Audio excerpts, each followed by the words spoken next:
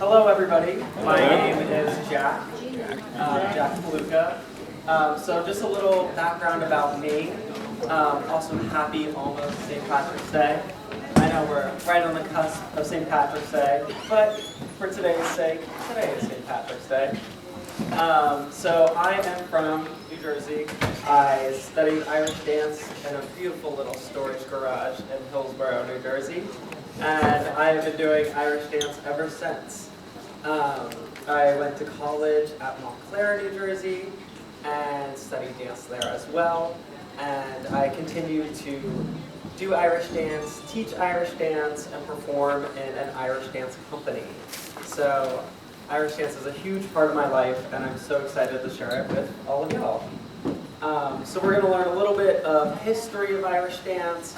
We're going to watch some dancing. I'll do some dancing. We'll do some dancing together. And don't fear about the dancing. Irish dance is built off of community dance. Irish dance's roots come from social gatherings just like this. The Irish people would gather together and they would strike up a band or strike up a beat, and they would all stand up and dance together. And if you didn't know the dance, you would learn the dance with your community, with your friends, with your family. So that's what we're going to do today. Dance is for everyone, and Irish dance is for everyone. It brings people together. So that's what we're going to learn about. That's what we're going to do today. Can you guys hear me okay in the back? Awesome.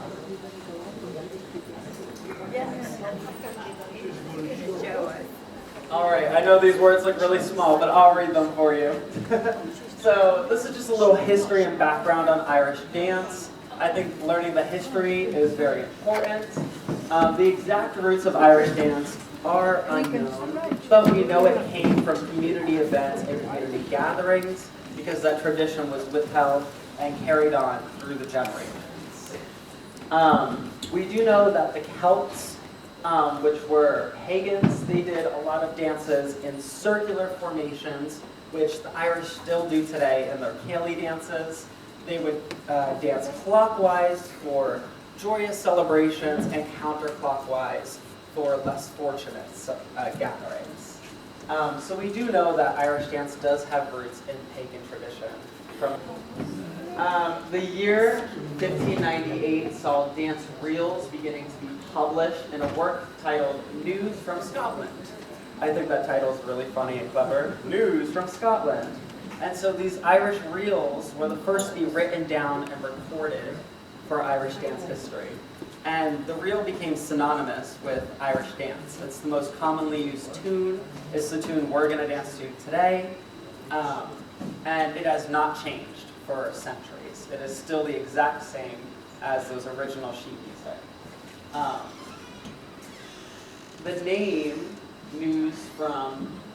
The name comes from Scottish origin, and it's said to be named after the Swedish regalia, which means to stagger, incline, or move while walking, first to one side, then to the other. And this tradition still carries on in Irish dance today. In Irish dance, it's traditional to do a right side and then repeat it on the left side. So if you do something once, you have to do it again on the adjacent side. The Irish are always very even with their dancing, and it comes from the name. The Irish jig comes from an Irish clan marching tune. The first jig was published by John Playford, and music publisher and choir master of St. Paul's Cathedral. Queen Elizabeth I was a very public advocate of the Irish jig, and she avidly requested it to be played in her court, accompanied by traditional Irish dancing. The jig is another very common Irish tune, and over in England, it became very popular for Irish people to come over and perform the jig for royalty. Because it was a little bit more advanced than English dancing, and it was so stoic that Queen Elizabeth became very favorable of Irish dance and brought it to her court. All right, this is my last slide of word vomit and blab it on. The year 1929 saw the formation of the Gaelic Dancing League, which sought to preserve the traditional dances that had slowly began to disappear from Irish culture. The Gaelic Dancing League still exists today, and it's the reason why Irish dance competitions are so organized and popular to this day. So they really codified the technique of Irish dancing and solidified what it is in competition form. So they really signified the move from community dance to competitive dance. And in Ireland, community dance is still celebrated today. One year I was in Ireland on Halloween, which at first I was kind of bummed about. I love Halloween. But then we went to a bar, and as we're sitting there eating with my dad, the band strikes up a reel, and I kid you not, the entire place stood up on their feet, gathered in two lines, and began dancing. Not a word was spoken. They knew what to do. So these community dances are still practiced to this day, which is really awesome. So in 1935, the Public Dance Halls Act was enforced, and this required all public dances to be regulated, and this required licenses, taxing, and admission tickets for these events. So what once were free community events were now being regulated. And although these were meant to be put in place to regulate the Irish culture, this only strengthened Irish dancing, because then it became a more personal practice where people would still practice Irish dancing on their own and kind of do it in secrecy. But it really helped strengthen the tradition of Irish dance and the technique itself.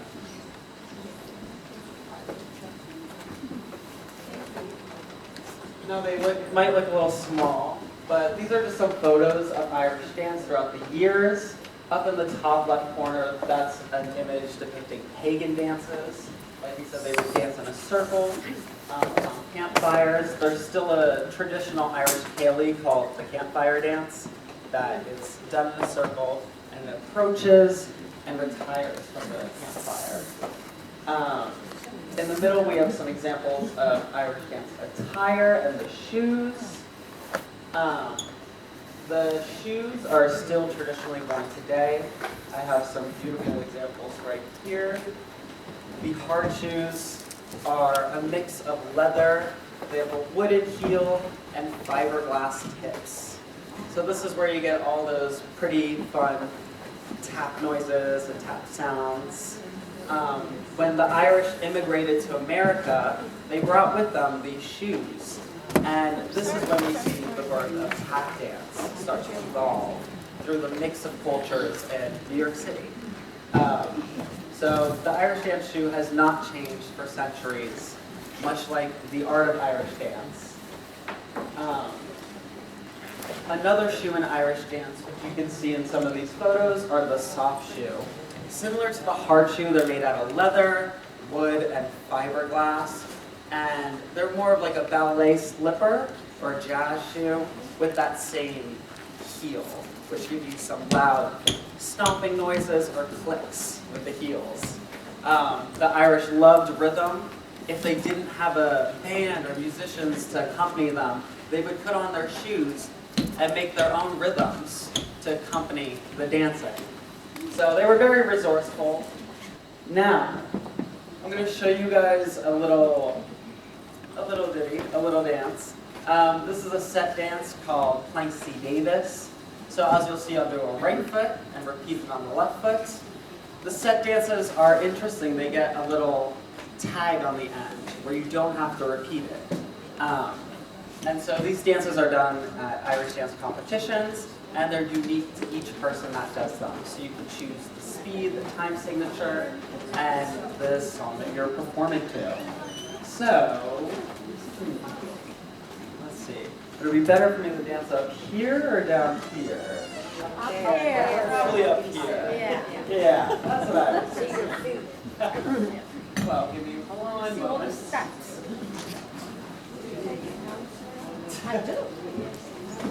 And after this, once I show you guys this, we'll watch a little video, and then we will all learn a dance together.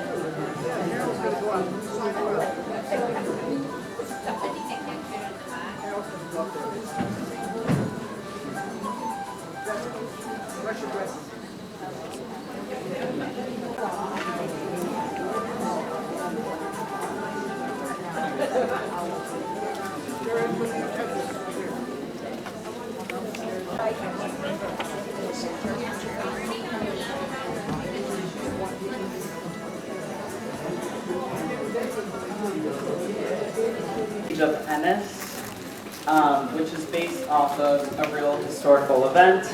The town of Ennis was sieged by Britain, and for a while the Irish accepted it, but then after 30 days the Irish said, "Know what?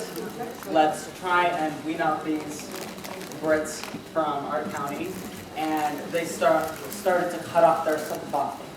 Eventually, after I think it's like 60-something days, the British gave up, they moved out of the county, and this is when we get the dance, the Siege of Ennis. So in the beginning, we have our advance and retire, which resembles going into war, marching into war, and retreating. And you'll see at the end of the Siege of Ennis, they switch sides, which resembles the British leaving the county of Ennis. So you'll see them advance and retire, resembling their war. The pinwheel represents the battle, and then they switch sides, pushing them out of their county. This is also the reason that Ennis is the capital of Ireland, and this is one of the most common dances done at social events.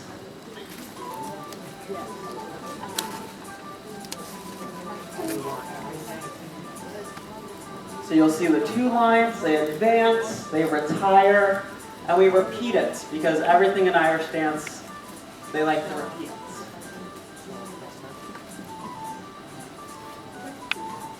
You switch with the couple next to you. This is our star. It represents battle and war. But it's really just a fun circle. And then we switch sides and start the whole thing over again.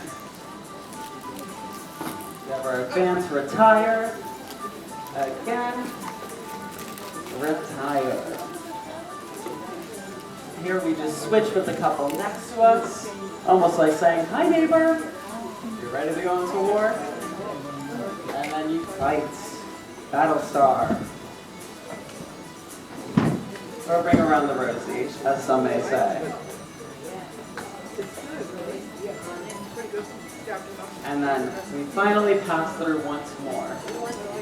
This dance could go on forever and ever and ever, but we'll only do it a few times.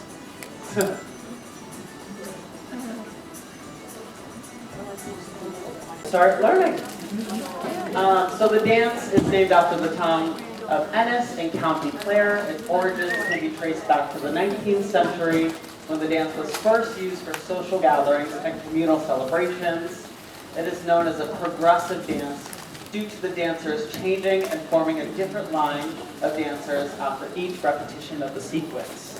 So in theory, we could have a whole line, set of lines, and you would go all the way down the line and all the way back down the line. We're just going to make one simple line today.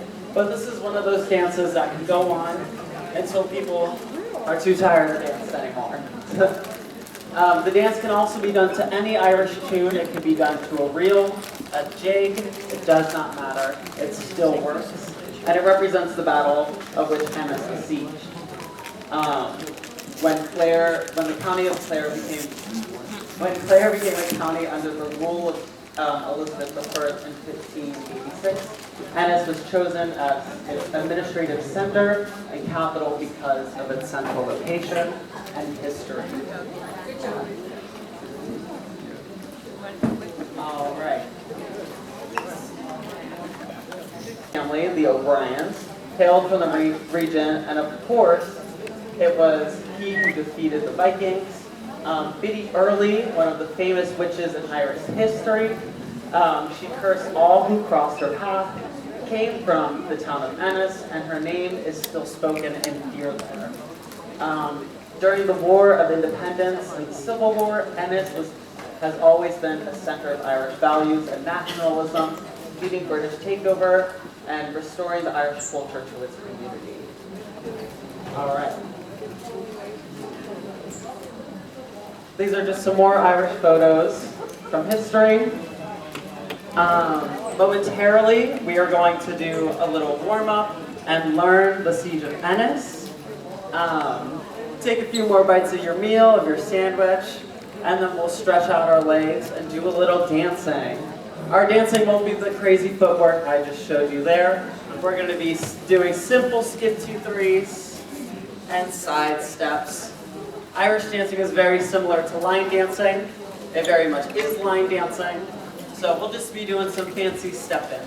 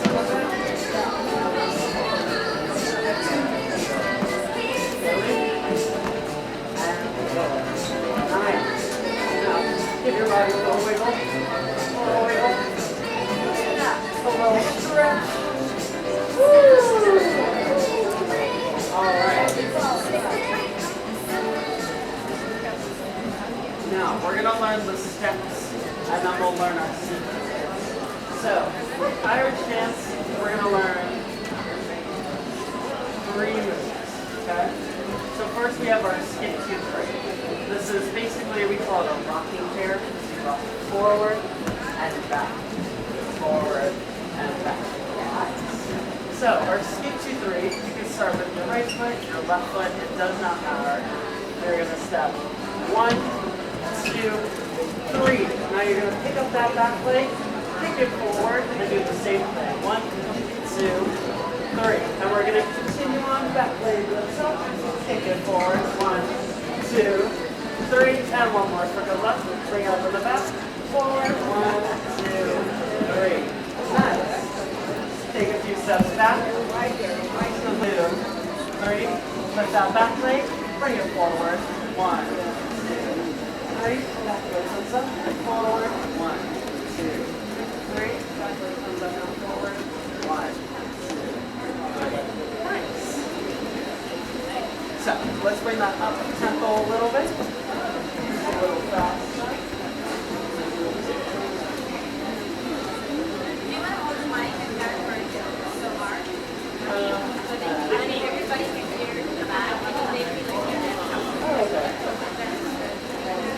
All right, so we're going to do our skip 2-3s again. Start up high left foot, it does not matter. Ready? We're going to start 5, 6, 7, 8. We go 1, 2, 3. Up and 2, 2, 3. Up, out, 3, 2, 3. Up, out, 4, 2, 3. Nice. Now we're going to learn the first part of our dance. So we're going to do 2 skip 2-3s forward and 2 skip 2-3s backwards. So here, I'll demonstrate it first, then we'll do it all together. So you're going to go skip 2-3, skip 2-3, and you're going to bring it back 2-3, back 2-3. Then we're going to repeat the same thing, forwards and backwards, and backwards.